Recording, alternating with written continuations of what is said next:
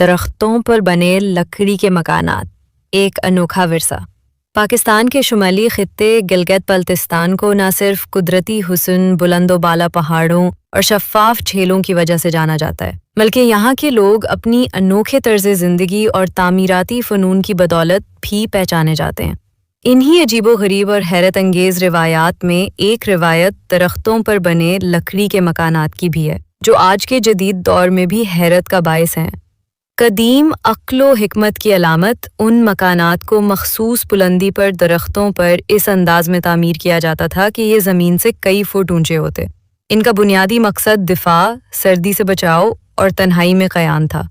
یہ مکان صرف رہائش کے لیے نہیں بلکہ مراقبے، عبادت اور اہم فیصلوں کے لیے بھی استعمال ہوتے تھے۔ ان میں رہنے والے زیادہ تر قبیلے کے سردار، بادشاہ یا روحانی شخصیات ہوا کرتے تھے۔